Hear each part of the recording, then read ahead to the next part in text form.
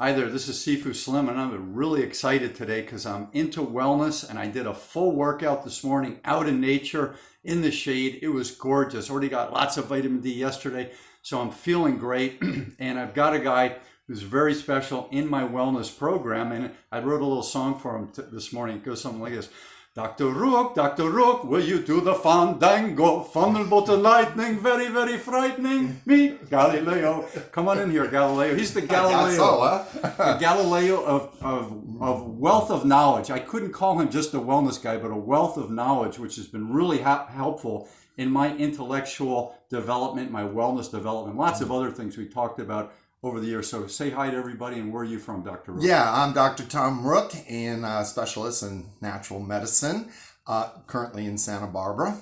From Chicago. Yeah, born and raised outside of Chicago, Southside Irish. And an athletic guy his whole life, and now you're still athletic, but you fix a lot of athletes. I do fix a lot of athletes. I had probably a 10-year focus quite a bit on athletes, high school athletes, collegiate athletes, and professional athletes. And I have, when I tell people about chiropractors versus the other specialists that keep our bodies going, I say, look, you can do stretching, you can do shiatsu, you can do physical therapy and all these things, but the one thing that comes up when I think of chiropractors, even though it's a holistic mind, body, and spirit wellness type thing, is if you're thinking about a railroad track and you've got two tracks and one of the wheels comes off, or the right side of that train, the wheels come off the track.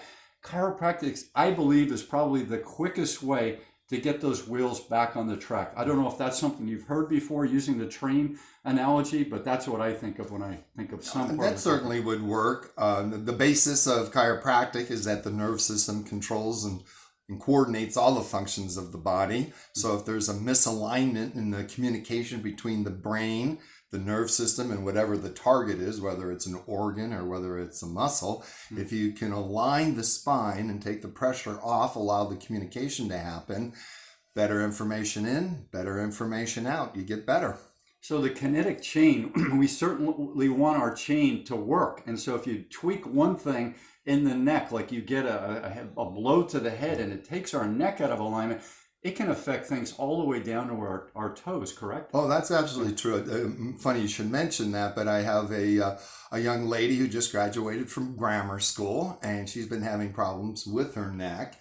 No trauma in this case, it's the way that she sleeps. So the way she stacks pillows and the way that she turns, kink, and she kind of self-delivers it. So in addition to fixing it, she came to see me because she was suffering from vertigo, dizziness, caused by the neck, caused by the misalignment, which was caused by her sleeping posture. So we chiropractically adjusted it, felt better, and then we went over her sleeping, teaching her the 3-pillow technique to support the neck, support the thoracic mid-spine, and also put a pillow between the knees so that you can help to get more relief and more circulation in the lower legs and in the pelvis when you're sleeping. So there is exercise physiology, there's postural alignment, there's teaching a person about their lifestyle and how to amend things that they're doing and adapt so that they can be in alignment, which is really important. Right. How do we breathe? I mean, in yoga, they teach us how to breathe, but how do we breathe if there are subluxations and things out of alignment? I mean, isn't it really hard to take a yoga person who knows how to breathe, but if they're out of alignment, they can't do what they used to be able to do? Well, we believe in what I call, Dr. Tom, in the triangle of health, that if you balance the chemical, the physical, and the emotional components of our well-being, the innate intelligence of the body is geared to gravitate towards balance, homeostasis, and health. So the body is not only created by this innate force, but the innate force can heal it. And we hear about the workplace wellness and ergonomics. What about using our body as the machine? So ergonomics is using machines properly, being in proper alignment at these machines, not staying at them too long, and adapting our bodies and the machines so that they can work this great symbiotic thing to accomplish our plans. But what about treating our body like a machine and making sure it's in alignment and we're not overdoing things in one area or being too sedentary in the total package? Well, you certainly know about the sedentary with your book. So, which includes the word sedentary in the name. In the 1980s, so now we're talking 40 years ago, We were observant in chiropractic relative to what today is called sitting is the new cigarettes or new smoking. Sitting is the new smoking, yeah. Yeah, new smoking. Well, 40 years ago, we were hip to that. And so what we would do in our office is that for our assistants who are helping us in the clinic, we had 4 stations. Every station had a different kind of sitting or way of addressing the spine. So there was the appointment desk. That person would be standing with a footrest underneath with the 45-degree angle so they could write, not have to bend over. Next to that was a person in kind of like a captain's chair type of support over where we would do the business arrangements. That was on the ball. I think we were one of the first. Balls. The big physio balls that you kind of sit on.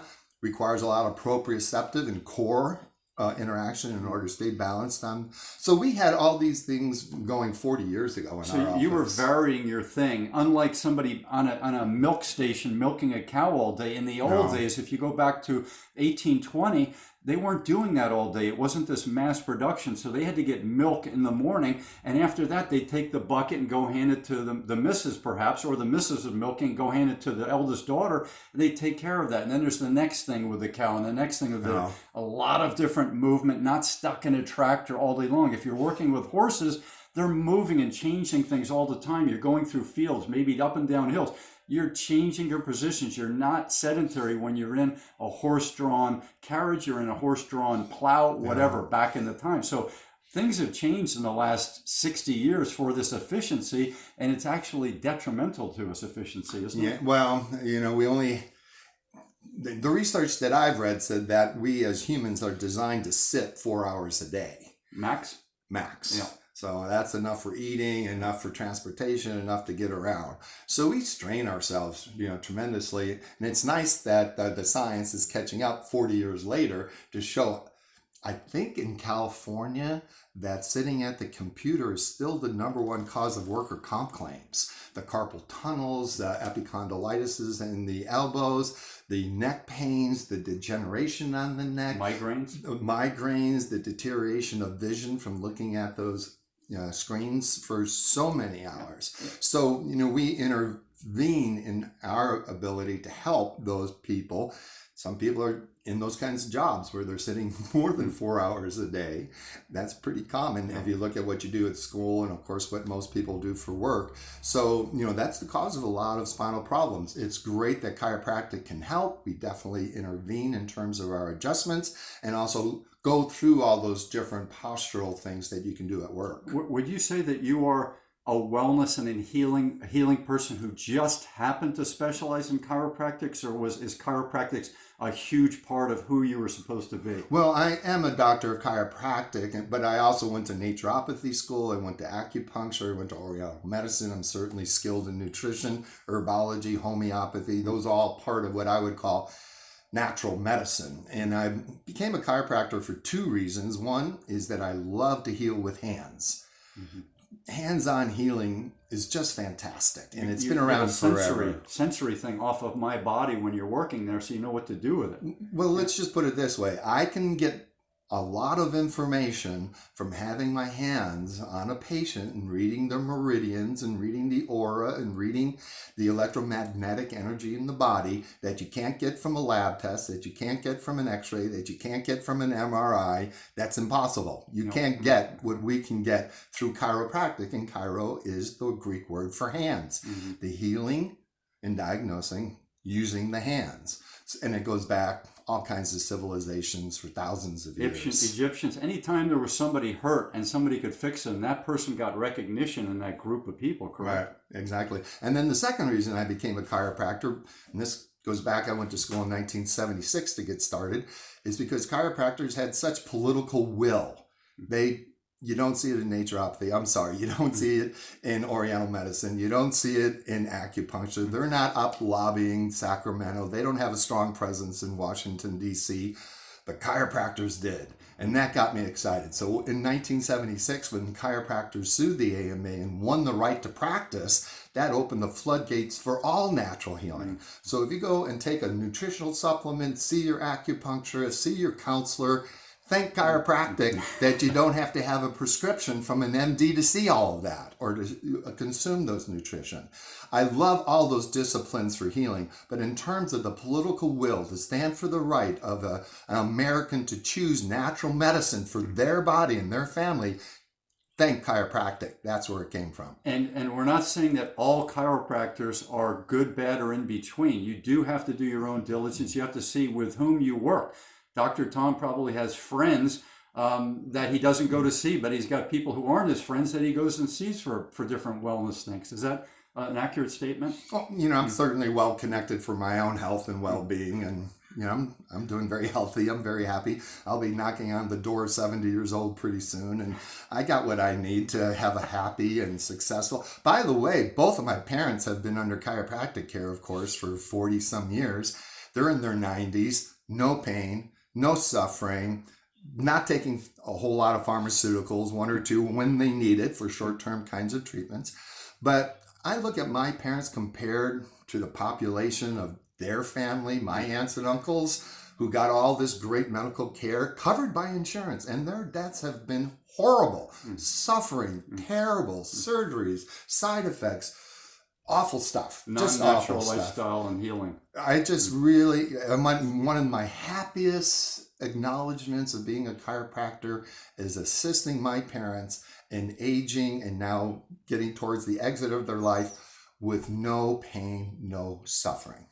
That's wonderful. And last thing, the science is also important. So you told me about the x-rays that you showed a board of people, and you said, take a guess how old those x-rays are. Could you share a little bit about that? I've had the fortunate thing about my style of chiropractic is that we treat families. We help to grow healthy families. So I've had literally, the 3-generation family model in my practice for the 42 years that I've been practicing or so. And I just love that part of growing healthy families. So we don't really have a practice where people get a sprained ankle, come in, get 3 treatments, and they're on their way. That's not really what we were interested in. We were interested in applying the science, applying the art, and applying the philosophy, and allowing people to have happy, healthy families all the way through from womb to tomb. And can you bring us up to speed on that group of experts? Oh, and so to answer your question, no. So yeah, Bill, who's you're referring to, fabulous guy, hardworking farmer, grows his own food, great guy. I don't know if he was in his 70s or his 80s, happened to take an x-ray because it was required in those days for Medicare. You had to take the x-ray. Was he your long-term patient? Well, yes. Yeah, many, 4 decades. And I was so happy to see these lumbar x-rays on this hardworking elderly gentleman. They were just beautiful. There's no disc degenerate. People think that arthritis will come if you get old. Only if you're misaligned. Only if you wear and tear. I think your example was the train or the car, where there's a misalignment. Yeah. It's going to wear out. Off the track. The train's off the track. The steel wheel is going to wear out. It's going to wear out the track and the wheel, and it's going to be a bumpy ride for us along the way. So, in that analogy, you would call that arthritis as it gets down. But osteoarthritis is what I'm talking about. Follows a 4-phase degeneration, and the early part is misalignment. And so you showed a group of experts these x-rays, and they couldn't believe that this was an elderly hip.